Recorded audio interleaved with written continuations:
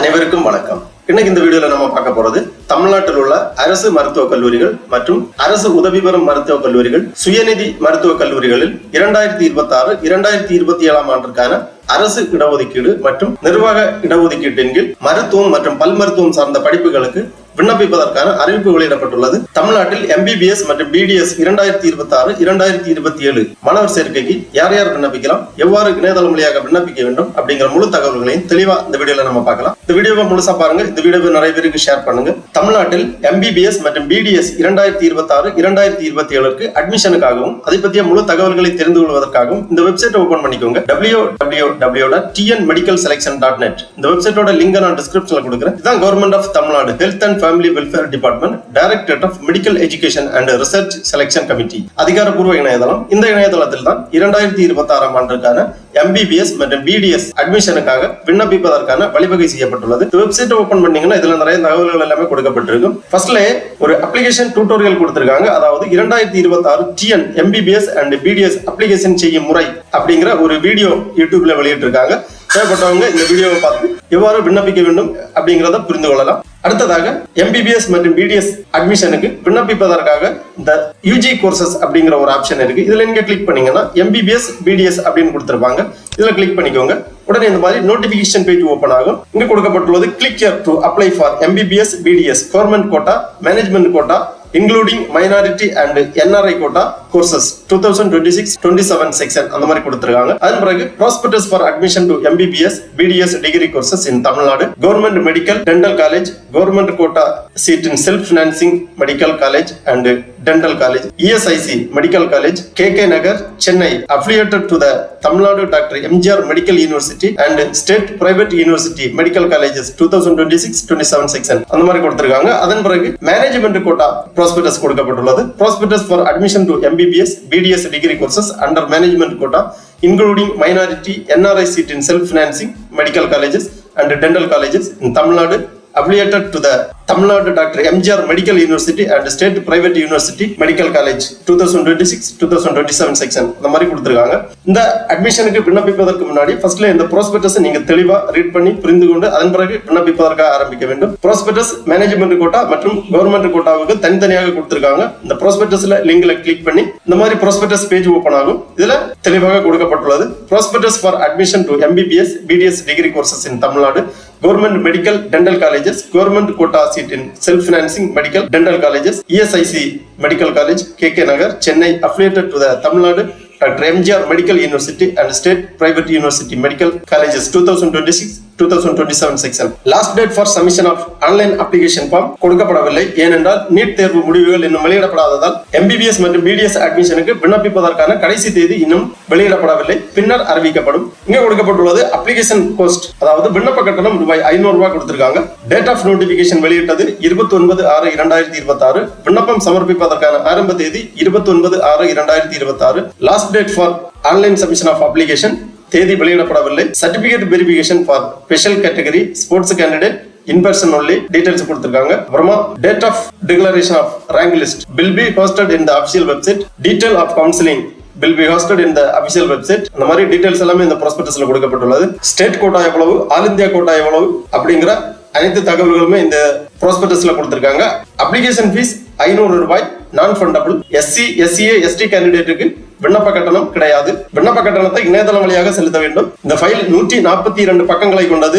Government கோட்டாவுக்கான prospectus 142 பக்கங்களை கொண்டது. தெளிவாக வாசித்து புரிந்து கொண்டு அதன் பிறகு உங்களுக்கான விண்ணப்பத்தை நீங்கள் பூர்த்தி செய்ய ஆரம்பிக்க வேண்டும். இணையதளம் வழியாக விண்ணப்பிப்பதற்கு திருப்பி இந்த பேஜ்ல வந்தீங்கன்னா click here to apply for MBBS BDS government quota, management quota including minority and NRI quota அப்படிங்கிற இந்த லிங்க்ல நீங்க கிளிக் பண்ணீங்கன்னா இந்த மாதிரி ஒரு பேஜ் ஒன்று ஓபன் ஆகும். அட்மிஷன் 2026-27 இந்த இணையதளத்தில் தான் நீங்கள் விண்ணப்பிக்க வேண்டும். அப்ளிகேஷன் போடுறதுக்கான விண்டோ கால அவகாசம் நீட்டிக்கப்பட்டிருக்கு. ரொம்ப டைம் கம்மியாகுதுங்கிறதுனால தான் ரிசல்ட் வரதுக்கு முன்னாடியே இப்போ அப்ளிகேஷன் விண்டோ ஓப்பன் ஆகிருக்கு. நம்ம நீட் ரிசல்ட் வந்து அட்லீஸ்ட் ஒரு வார காலமாவது இந்த அப்ளிகேஷன் விண்டோ இருக்கும். அதனால் எந்த ஒரு தயக்கம் இல்லாமல் பதட்டம் இல்லாமல் மெதுவாக நம்ம அப்ளிகேஷன் போடலாம். இப்போ இந்த அப்ளிகேஷன் பேஜுக்கு வந்தோம்னா ஆன்லைன் அப்ளிகேஷன் கவர்மெண்ட் கோட்டாக்கு, மேனேஜ்மெண்ட் கோட்டாக்கு ரெண்டுக்கும் தனித்தனியாக இருக்குது. இன்ஃபேக்ட் கவர்மெண்ட் கோட்டா அப்ளிகேஷன் போட்டுட்டு நீங்கள் மேனேஜ்மெண்ட் கோட்டா போடணுமா அப்படின்னு கேட்கும். அந்த இடத்துல கிளிக் பண்ணோம்னா மறுபடியும் நம்ம எல்லா விஷயங்களையும் என்டர் பண்ண தேவையில்லை, ரீஎன்டர் பண்ண தேவையில்லை. பட் நம்ம இப்போ கவர்மெண்ட் கோட்டாவை ஓப்பன் பண்ணிக்குவோம்.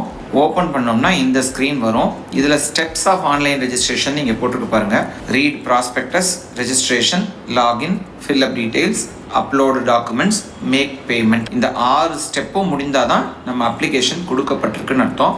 இதில் லாகின் ஐடி அல்லது இமெயில் ஐடி, பாஸ்வேர்டு அப்படின்னு கொடுத்துருக்கு. இப்போ நம்ம முதல் முறையாக உள்ளே போகிறோம்னா click here for new registration இங்கே ப்ளூ கலரில் பிளிங்க் ஆகிட்டு இருக்கு இல்லையா? ஸோ அது நம்ம கிளிக் பண்ணி புது ரெஜிஸ்ட்ரேஷன் போகலாம். ரெஜிஸ்ட்ரேஷன் போன உடனே எப்படி விண்ணப்பிப்பது என்பதற்கான அறிவுரைகள் கொடுத்துருக்கு. இதில் முக்கியமானது வந்து மொபைல் நம்பர், இமெயில் ஐடி. நீங்கள் இதில் என்ன கொடுக்குறீங்களோ அதை நீங்கள் பத்திரமா வச்சுருக்கணும். ஏன்னா இது தொடர்ந்து கவுன்சிலிங் முழுக்க இந்த மொபைல் நம்பர், இமெயில் ஐடி மூலமாக தான் நீங்கள் லாகின் பண்ண முடியும், பாஸ்வேர்ட் ரீசெட் பண்ண முடியும், கவுன்சிலிங் சாய்ஸஸ் கொடுக்க முடியும், அலாட்மெண்ட் ஆர்டர் டவுன்லோட் பண்ண முடியும். ஸோ முழுமையாக இதை மறக்காமல் கரெக்டாக உங்களோட மொபைல் நம்பர், இமெயில் ஐடியாவே வச்சுக்கோங்க. அதே மாதிரி யாரும் மற்றவர்கள் மூலமாலாம் இதை வந்து அப்ளிகேஷன் போக தேவையில்லை. ப்ரௌசிங் சென்டரு அல்லது இடைத்தரகர்கள் இவங்க யாரும் தேவையில்லை. ரொம்ப சிம்பிளான விஷயந்தான்.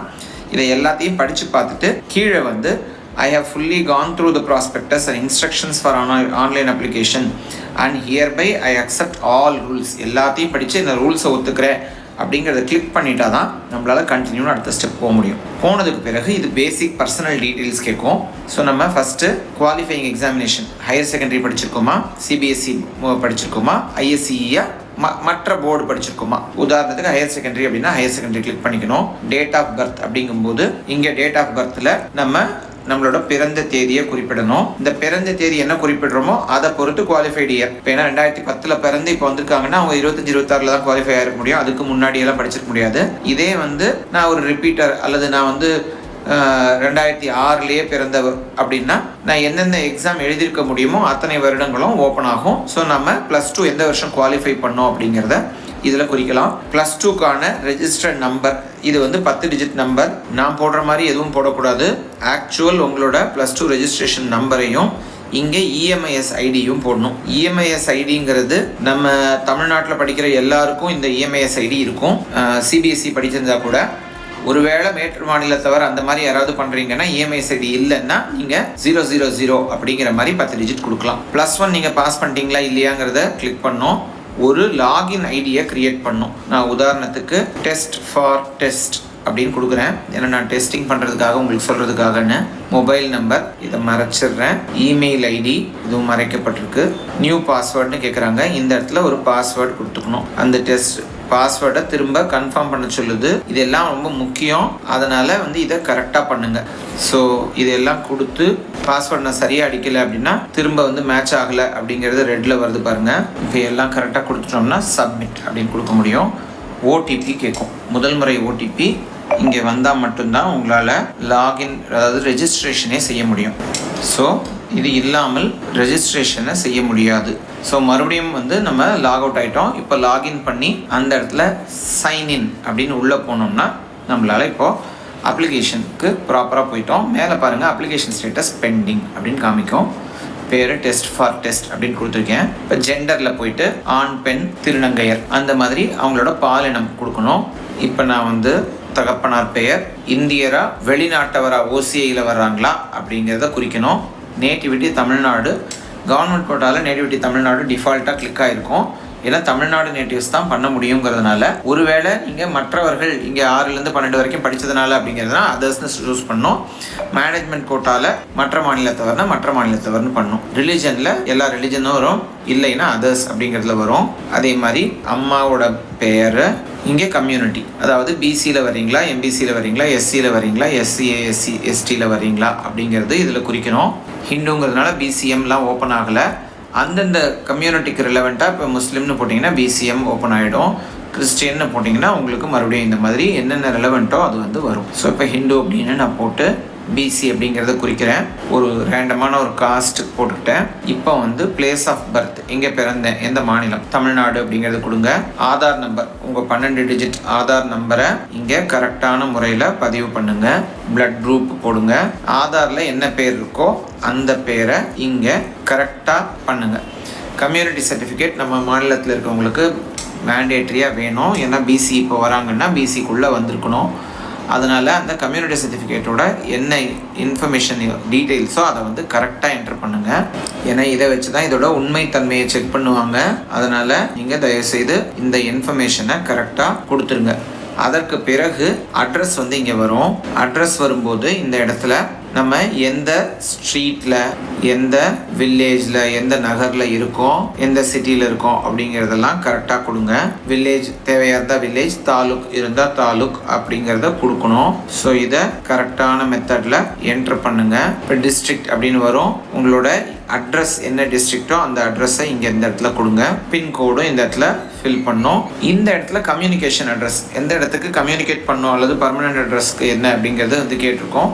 இதே தான் ரெண்டும் சேம் அப்படின்னா இதை கிளிக் பண்ணோம்னா இது அங்கே அப்படியே காப்பி ஆகிடும். இதற்கு பிறகு ஸ்பெஷல் ரிசர்வேஷன் 4 கேட்டகரிஸ் இருக்குது. 5வது 7.5 இருக்குது. அதுக்கான காலம் வேறு இடத்துல வரும்.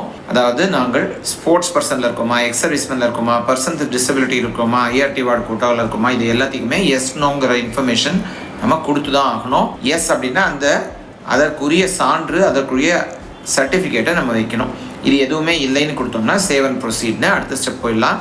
இந்த சேவ் அண்ட் ப்ரொசீட்னு போகிறதுக்கு காரணம் என்னென்னா, ஒருவேளை நீங்கள் வந்து லாக் அவுட் ஆகிட்டீங்க, கரண்ட் போயிடுச்சு, ஏதாவது ஆயிடுச்சுன்னா கூட அந்த பேஜ் வரைக்கும் உள்ள இன்ஃபர்மேஷன் ஃபுல்லாக சேவ் ஆகிடும். இப்போ இந்த இடத்துல தான் நம்ம 7.5 வரோமா இல்லையாங்கிறதெல்லாம் இங்கே குறிக்கணும். ஃபர்ஸ்ட் காலம்ங்கிறது தமிழ்நாட்டில் நீங்கள் 6லேருந்து 12 படிச்சிங்களா, அது நீங்கள் ப்ரைவேட் ஸ்கூலில் படிச்சிருந்தா கூட எஸ்ன்னு கொடுக்கலாம். கவர்மெண்ட் ஸ்கூலில் படிச்சிருந்தாலும் எஸ் தான். ஏன்னா தமிழ்நாட்டில் 6லேருந்து 12 வரைக்கும் படிச்சிங்களா. தமிழ்நாட்டில் அரசு பள்ளியில் 6லேருந்து 12 வரைக்கும் படிச்சிங்களாங்கிறது 2வது கேள்வி. நான் இல்லைன்னு கொடுக்குறேன்.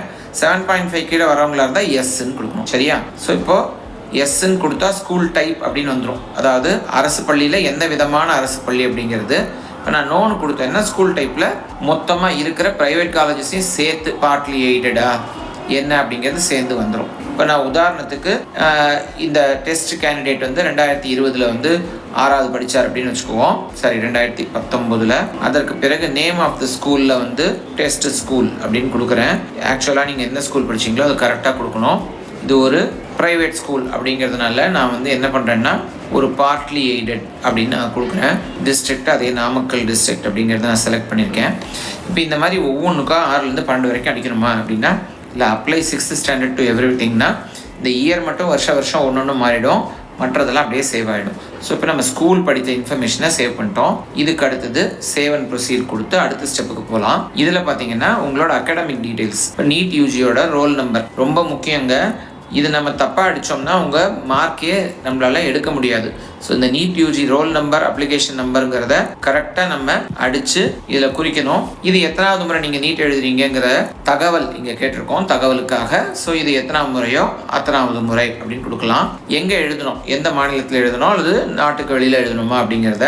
அதே மாதிரி கோச்சிங் போயிருக்கோமா இல்லையாங்கிறத தகவல் அடிப்படையில் கேட்டிருக்காங்க. ஸோ இப்போ எஸ்ன்னு போட்டிங்கன்னா என்ன கோச்சிங் அகாடமி. சரியா? இப்போ நான் வந்து டெஸ்ட் கோச்சிங் அகாடமி அப்படின்னு ஒன்று கொடுக்குறேன். இல்லை நான் கோச்சிங்லாம் போல சார், நான் வீட்டிலே படித்தேன் அப்படின்னா நீங்கள் நோ அப்படின்னு கொடுத்துடலாம். அரசால் இந்த கோச்சிங் சென்டர் நடத்தப்பட்டதா அப்படிங்கிறது எஸ் நோங்கிறத கொடுங்க.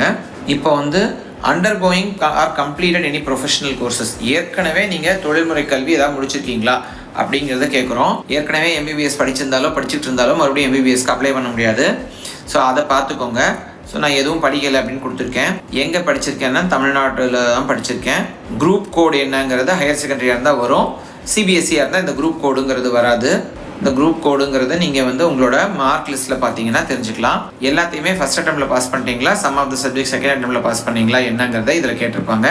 அதை வந்து பார்த்துக்கோங்க. அதே மாதிரி இதில் ரெஜிஸ்டர் நம்பர், இதில் உங்களோட ஹெச்எஸ்சியோட ரெஜிஸ்டர் நம்பர் தேவை. இப்போ எப்படி நம்ம முதல்ல ஸ்கூல் டீட்டெயில்ஸ் பண்ணோமோ அந்த மாதிரி ஒரு சப்ஜெக்ட் கிடச்சிட்டு அதே ரெஜிஸ்டர் நம்பர் தான் எல்லாத்துக்கும்னா காப்பி அப்படின்னு போட்டோம்னா அது எல்லாத்துக்கும் ஆகிடும். நான் வந்து இப்போ தான் மே 2026 மார்க் எடுத்திருக்கேன் அப்படின்னா மேக்ஸிமம் 100 மார்க்குக்கு நான் 90 மார்க் எடுத்திருக்கேன்னா இப்போ இந்த காப்பி டீட்டெயில்ஸ்னால் எல்லாமே வந்துடும். மார்க் மட்டும், ஏன்னா ஈச் சப்ஜெக்ட்டுக்கு மார்க் மாறும் இல்லையா. ஸோ நம்ம இங்கிலீஷ், ஃபிசிக்ஸ், கெமிஸ்ட்ரி, பயாலஜின்னு வரும். அதர்ஸுங்கிறதுல நீங்கள் மேத்ஸ் படிச்சிருந்தீங்கன்னா மேத்ஸ் வரும், மேத்தமெட்டிக்னா. இல்லை வேறு ஏதாவது சப்ஜெக்ட்னா அந்த வேறு சப்ஜெக்ட்டுக்கு அதர்ஸில் நீங்கள் இந்த மார்க்கை ஃபில் பண்ணணும். நான் வந்து ஒரு மார்க் போடுறேன். இப்போ இதே மாதிரி இதை முடிச்சிட்டோம்னா சேவ் அண்ட் ப்ரொசீட் கொடுக்க முடியும். அப்ளிகேஷன் நம்பர் 12 டிஜிட்டாக இருக்கணுங்கிறதுனால அது ஒத்துக்கல. அப்ளிகேஷன் நம்பரை கரெக்டாக போடுங்க. நீட் அப்ளிகேஷன் நம்பர் சரியான முறையில் இருக்கணும். இதற்கு பிறகு கடைசி காலம்ல வரோம் அடிஷ்னல் இன்ஃபர்மேஷன். இதுல மதர் டங் நம்மளோட தாய்மொழி என்ன அப்படின்னு கேட்டிருக்காங்க. நம்ம வாழ்ந்த இடம் அல்லது வாழ்ற இடம் வந்து கார்பரேஷன்ல வருதா முனிசிபாலிட்டி, இதெல்லாம் தகவலுக்காக கேட்கறது. ஸோ வில்லேஜ் பஞ்சாயத்தில் வருதா, நான் வில்லேஜ் பஞ்சாயத்தில் கொடுக்குறேன். எந்த மீடியமில் படித்தேன், நான் ஆங்கில மீடியமில் படித்தேன்னா தமிழ் மீடியத்தில் படித்தேன்னா தமிழ் மீடியம்னு கொடுத்துருக்கேன். நம்ம ஸ்கூல் எங்கே இருந்தது, சரியா, நம்ம வந்து வில்லேஜில் வசிக்கலாம், நம்ம போகிற ஸ்கூல் வந்து முனிசிபாலிட்டிக்குள்ளே இருக்கலாம். ஸோ அந்த மாதிரி இருந்துச்சுன்னா அதை கொடுக்கணும். நம்ம பெற்றோரோட தொழில் என்ன பண்ணுறாங்க, அவங்க அக்ரிகல்ச்சர் விவசாயம். நேட்டிவ் டிஸ்ட்ரிக்ட் வந்து இப்போ நம்ம நாமக்கல் அப்படின்னு ஒரு ஹைப்போதெட்டிக்கல் சினாரியோ எடுத்திருந்தோம், அதையே கொடுத்துருக்கேன். ஆனுவல் இன்கம் 2,50,000 6 லட்சம் அப்படின்னு கொடுத்துருக்கேன். இங்கே இதில் வந்து நேட்டிவிட்டி நம்ம தமிழ்நாடுன்னு கொடுக்குறதுனால நேட்டிவிட்டி சர்டிஃபிகேட் நம்பர் வந்து இதில் வந்து என்டர் பண்ணோம். அதே மாதிரி ஃபர்ஸ்ட் கிராஜுவேட் டியூஷன் ஃபீ, நம்ம குடும்பத்திலே நம்ம தான் முதல் பட்டதாரியாக இருந்தால் அதுக்கு நம்ம சர்டிஃபிகேட் இங்கே அப்லோட் பண்ணுறதா இருந்தால் எஸ் அப்படின்னு கொடுத்துட்டு இங்கே ஃபர்ஸ்ட் கிராஜுவேட்டோட சர்டிஃபிகேட் நம்பர் வந்துடும். இல்லை ஏற்கனவே எங்கள் அண்ணன் அல்லது எங்கள் அப்பாவே ஒரு கிராஜுவேட் அப்படின்னா அதில் வராது. அதே மாதிரி ஒருவேளை ஃபர்ஸ்ட் கிராஜுவேட் இருந்து அவங்க அண்ணன் தம்பி வேற யாராவது அவைல் பண்ணியிருக்காங்களா அப்படிங்கிறதுக்காக இந்த காலம் கொடுத்துருக்கு. அதுக்கப்புறம் நேட்டிவிட்டி சர்டிஃபிகேட் நம்பர் இங்கே கொடுக்கணும். கொடுக்கலன்னா நேட்டிவிட்டி சர்டிஃபிகேட் உங்களுக்கு இல்லை அப்படிங்கிறதுனால உங்களுக்கு ரிசர்வேஷனில் அலாட்மெண்ட் வரதுல பிரச்சனை ஆகலாம். இப்போ பார்த்தீங்கன்னா இந்த இடத்துல அப்ளிகேஷன் காஸ்ட் என்னங்கிறது வந்துடுச்சு. ஆனால் கீழே பாருங்கள், I am also willing to apply ஃபார்னு வந்து மேனேஜ்மெண்ட் கோட்டா பற்றி கேட்குது. ஸோ ஒருவேளை நீங்கள் மேனேஜ்மெண்ட் கோட்டாவும் அப்ளை பண்ணணும்னா நீங்கள் இதை கிளிக் பண்ணிங்கன்னா அதுக்குரிய ஃபீஸும் இங்கே அப்டேட் ஆகிடும். இதில் என்ன அட்வான்டேஜ்னா, நீங்கள் இவ்வளோ நேரம் என்டர் பண்ணீங்க இல்லையா, இந்த டீட்டெயில்ஸ்லாம் மேனேஜ்மெண்ட் கோட்டாக்கும் அப்படியே அப்ளை ஆகிடும். ஸோ தட் நீங்கள் திரும்ப டைப் பண்ண தேவையில்லை. நான் உதாரணத்துக்கு நான் வில்லிங் டு அப்ளைன்னு போடுறேன் அப்படின்னா அதற்குரிய 1000 ரூபாய் சேர்ந்து 1500 ஃபீஸ்ன்னு வந்துருச்சு. அதே சமயம் மேனேஜ்மெண்ட்டில் இருக்கிற உட்பிரிவுகளில் ஏதாவது இருக்கீங்களான்னு வந்துருச்சு. என்ஆர்ஐனா பாருங்கள், எஸ் நோ பண்ண முடியுது. நான் ஏன் லிங்குவிஸ்டிக் மைனாரிட்டிலையும் ரிலீஜியஸ் மைனாரிட்டிலையும் இல்லைன்னு நோ கிளிக் ஆகிடுச்சு. நான் என்ன அங்கே தாய்மொழி என்னன்னு கொடுத்துருந்தேன், தமிழ்னு கொடுத்துருந்தேன். அதே மாதிரி ரிலிஜனில் என்ன கொடுத்துருந்தேன், ஹிந்துன்னு கொடுத்துருந்தேன். அப்போ மைனாரிட்டியில் இல்லைன்னு வந்துருச்சு. சரியா, இருந்தால் இங்கேயும் வந்து ஒரு வேளை ஓப்பன் ஆகிறதுக்கு வரும். இப்போ நான் என்ஆர்ஐக்கு எஸ் அப்படின்னு கொடுத்தேன்னா என்ஆர்ஐ சர்டிஃபிகேட்டை அப்லோட் பண்ண சொல்லி கேட்கும். எப்போ, டாக்குமெண்ட் அப்லோடில். இதுக்கப்புறம் இது முக்கியமானது, ரீஃபண்ட் பேங்க் டீட்டெயில்ஸ். நம்ம பின்னாடி வந்து கவுன்சிலிங் ஸ்டேஜ் போது செக்யூரிட்டி டெபாசிட்னு ஒன்று கட்டுவோம். அந்த செக்யூரிட்டி டெபாசிட் நம்ம காலேஜ் சேர்ந்த பிறகு அல்லது நமக்கு சீட்டு கிடைக்கலன்னா அது திரும்ப வந்துடும். ஒருவேளை நீங்கள் 3வது ரவுண்ட் அல்லது அதுக்கு பிறகு சீட் எடுத்துட்டு அந்த சீட்டை ஜாயின் பண்ணாமல் விட்டீங்கன்னா அதை நீங்கள் இழக்க நேரிடும். ஸோ மொத்தத்தில் உங்களுக்கு திரும்ப வர வேண்டிய இந்த செக்யூரிட்டி டெபாசிட் வரணும்னா அது எந்த அக்கௌண்ட்டுக்கு வரணுமோ அதை இந்த இடத்துல பண்ணணும். இல்லை சார் நாங்கள் எதில் கட்டுறோமோ அதுலேயே வந்துடலாமே, அதுதானே ஈஸி அப்படின்னு பல பேர் வந்து இதை கேட்குறாங்க. ஆனால் கிரெடிட் கார்டில் சில பேர் கட்டுறாங்க, சில பேர் யூபிஐயில் கட்டுறாங்க, சில பேர் மற்றவங்ககிட்ட கொடுத்து கட்டுறாங்க. ஸோ அதே அக்கௌண்ட்டுக்கு திரும்ப போகிறதுங்கிறது பேங்க்குகளாலேயே ஃபிசிக்கலாக பாசிபிள் இல்லை. ஸோ நீங்கள் எந்த அக்கௌண்ட் நம்பர் இங்கே கொடுக்குறீங்களோ அந்த அக்கௌண்ட் நம்பருக்கு தான் உங்களோட செக்யூரிட்டி டெபாசிட் ரீஃபண்ட் ஏதாவது இருந்தால் அது வந்து கவுன்சிலிங் முடிந்த பிறகு உங்களோட அக்கௌண்ட்டுக்கு திரும்ப வந்து சேரும். ஸோ இந்த இடத்துல நம்ம இந்த பேங்க் ஐஎஃப்எஸ்சி டீட்டெயில் எல்லாம் வந்து நம்ம போடணும். அந்த மொபைல் நம்பருக்கே ஓடிபி வந்து தான் மறுபடியும் நீங்கள் இந்த ஸ்க்ரீனை கிராஸ் பண்ணி போக முடியும். ஸோ அதனால் நீங்கள் வெளியில் யார்ட்டா பண்ணுறீங்கன்னா கூட உங்கள் மொபைல் நம்பர் கொடுத்தீங்கன்னா அதுக்கு ஓடிபி வந்து தான் பண்ண முடியும். ஸோ நம்ம டெஸ்ட் ஃபார் டெஸ்ட் அப்படிங்கிற கேண்டிடேட்டுக்காக தான் பண்ணிகிட்ருக்கோம். இப்போ பார்த்தீங்கன்னா ஜெனரேட் ஓடிபின்னு போட்டிங்கன்னா இப்போ ஓடிபி ஒன்று வரும். இந்த ஓடிபியை என்டர் பண்ணாதான் இந்த அப்ளிகேஷனையே இது ஒத்துக்கொள்ளும். சரி, இப்போ இங்கே வந்ததுக்கு பிறகு தான் நம்ம இந்த சர்டிஃபிகேட் அப்லோட் பண்ணுறதுல தேவைப்படும். இதில் எல்லாத்துலேயுமே இதோட ஸ்பெசிஃபிகேஷன் கொடுத்துருப்பாங்க, எவ்வளோ சைஸ் என்ன இருக்கணும் அப்படிங்கிறத. பல பேரோட ஃபோட்டோ டிஜிட்டலாக இருந்தால் கூட அது வந்து பெரிய சைஸில் இருக்கும். நீங்கள் லேப்டாப்பில் செஞ்சீங்கன்னா அல்லது கம்ப்யூட்டரில் செஞ்சீங்கன்னா இந்த ஃபோட்டோவை பிடிஎஃப் எல்லாத்தையும் ரீசைஸ் பண்ணி வச்சுக்கோங்க. ஃப்ரீயாக ஆன்லைன் டூல்ஸ் நிறைய இருக்குது இந்த ஃபோட்டோ ரீசைஸ்க்கு, பிடிஎஃப் ரீசைஸ் பண்ணுறதுக்கு. அந்த மாதிரி டூல்ஸில் ரீசைஸ் பண்ணி எடுத்து ஒரு ஃபோல்டர் போட்டு வச்சுட்டு அதுக்கு பிறகு இந்த அப்ளிகேஷன் ப்ராசஸ் ஸ்டார்ட் பண்ணிங்கன்னா ஈஸியாக இருக்கும். இந்த எல்லா இப்போ பார்த்தீங்கன்னா நான் என்ஆர்ஐ அப்படின்னு கொடுத்துருக்கேன். ஸோ என்ஆர்ஐ கொடுத்ததுனால என்ஆர்ஐ டாக்குமெண்ட்டாக வந்துச்சு. இல்லைனா மற்ற டாக்குமெண்ட் எல்லாம் கேட்கும். இதில் இந்த சிகப்பு ஸ்டார் வச்சதெல்லாம் கட்டாயம் தேவை, இது இல்லாமல் மூவ் ஆகாது. இது எல்லாத்தையும் கொடுத்துட்டு நெக்ஸ்ட் அப்படின்னு கொடுத்தோம்னா இந்த மாதிரி வந்து உங்களோட அப்ளிகேஷனை ப்ரிவியூ பண்ண முடியும். நீங்கள் அப்ளிகேஷன் இந்த ஸ்டேஜில் ப்ரிவியூ பண்ணி வேணும்னா டவுன்லோட் பண்ணி எடுத்து வச்சுக்கலாம். அப்ளிகேஷனை ப்ரிவியூ பண்ணதுக்கு பிறகு நீங்கள் இது எல்லாத்தையும் கரெக்டு தானே ஒத்துக்கிறீங்களான்னு இந்த கிளிக் பண்ணி இந்த கிளிக் பாக்ஸை கிளிக் பண்ண பிறகு அதுக்கு பிறகு இந்த பேமெண்ட் பேஜுக்கு போகும். அங்கே ஓகே கொடுத்த பிறகு பேமெண்ட் கேட்வே ஓப்பன் ஆகும். பேமெண்ட் கேட்வேலையும் பல்வேறு பேங்க் கேட்வேஸ் இருக்கும். நிறைய பேருக்கு வந்து இந்த பேங்க்லலாம் எனக்கு அக்கௌண்ட் இல்லை அப்படின்னு ஒரு சந்தேகம் வருது. பேங்க்ல அக்கௌண்ட் இருக்கணுங்கிற அவசியம் இல்லை. பேங்க்ல அக்கௌண்ட் இல்லாமலும் ஒரு கேட்வே வழியாவே எந்த பேங்க்ல வேணாலும் பேமெண்ட் பண்ணலாம். ஆன்லைன் பேமெண்ட்டு அதே மாதிரி நீங்கள் யூபிஐ வழியாகவோ, டெபிட் கார்டு, கிரெடிட் கார்டு வழியாகவோ, ஆன்லைன் பேங்கிங், நெட் பேங்கிங்னு சொல்கிறாங்களே அது வழியாகவோ பண்ணலாம். இப்போ இந்த எஸ்பிஐ பேமெண்ட் கேட்வேன்னு இருக்குது. இந்த எஸ்பிஐ வழியாக உள்ளே போய் நீங்கள் உங்கள்கிட்ட இருக்கிற எந்த பேங்க் மூலமாக வேணாலும் பண்ணலாம். ஸோ நமக்கு இந்த 5 பேங்க் வழியாக தான் பண்ணோம் அப்படின்னோ, அந்த 5 பேங்க்கில் நமக்கு அக்கௌண்ட் இருக்கணும்னோ அவசியம் கிடையாது. இந்த பேமெண்ட்டை முடிச்சிங்கன்னா தான் உங்களோடது இங்கே அப்ளிகேஷன் ஸ்டேட்டஸ் பெண்டிங் அப்படிங்கிறது மாதிரி அப்ளிகேஷன் ஸ்டேட்டஸ் கம்ப்ளீட்டட் அப்படிங்கிறது வரும். அப்போ தான் நீங்கள் அப்ளிகேஷன் கொடுத்துட்டு தான் முடிவு, இல்லைன்னா இன்னும் அப்ளிகேஷன் முடியலன்னு அர்த்தம். ஸோ இது முடியாமல் அடுத்த ஸ்டேஜுக்கு உங்களால் போக முடியாது. அப்ளிகேஷன் ப்ராசஸ் ஈஸியாக தான் இருந்திருக்கும்னு நினைக்கிறேன். எல்லாரும் பதட்டப்படாமல் ப்ராஸ்பெக்டஸை முழுமையாக பெற்றோரோட சேர்ந்து 1க்கு 2 தடவை படிச்சுட்டு தேவையான ஃபைல்ஸ் எல்லாம் எடுத்து வச்சு ரீசைஸ் பண்ணி ஒரு ஃபோல்டரில் பெயர் போட்டு வச்சுட்டு, ஏன்னா பல பேர் பார்த்தீங்கன்னா எஸ்எல்சி மார்க் ஷீட் எடுத்துட்டு +2 மார்க் ஷீட்டை வந்து அப்லோட் பண்ணிடுவாங்க. அந்த இடத்துல அதெல்லாம் தவிர்க்கிறதுக்கு என்ன பண்ணலாம், நம்ம கேண்டிடேட் பேர் போட்டு எஸ்எஸ்எல்சி, கேண்டிடேட் பேர் போட்டு +2, +1 அப்படின்னு பேர் குறித்து ரீநேம் பண்ணி அந்த ஃபைல்களை வச்சுக்கிட்டோம்னா நம்ம ஒரு ஃபோல்டர் போட்டு வச்சுட்டு கரெக்டாக அந்தந்த இடத்துல கிளிக் பண்ணி நம்ம அப்லோட் பண்ணுறதுக்கு ரொம்ப ஈஸியாக இருக்கும். அப்ளிகேஷன் ப்ராசஸ் ரொம்ப கஷ்டமானது விஷயம் இல்லை. இதனால் பிறரை நம்பி அல்லது இதற்காக காசு கொடுத்து எதுவும் பண்ணணும்னு அவசியம் இல்லை. எதுவும் சந்தேகங்கள் அப்படியும் இருந்துச்சுன்னா பக்கத்தில் இருக்கிற உங்கள் அரசு மருத்துவக் கல்லூரி அங்கே போய் கல்லூரி ஆஃபீஸில் கேட்டிங்கன்னா அவங்க கூட உங்களுக்கு உதவி செய்வாங்க. இதில் அப்ளிகேஷனுக்காக நம்ம ரொம்ப சிரமப்பட தேவையில்லை. ஓகே நண்பர்களே, இந்த வீடியோ உங்களுக்கு உபயோகமாக இருந்துச்சுன்னா லைக் பண்ணுங்க, ஷேர் பண்ணுங்க. அனைவருக்கும் நன்றி, வணக்கம்.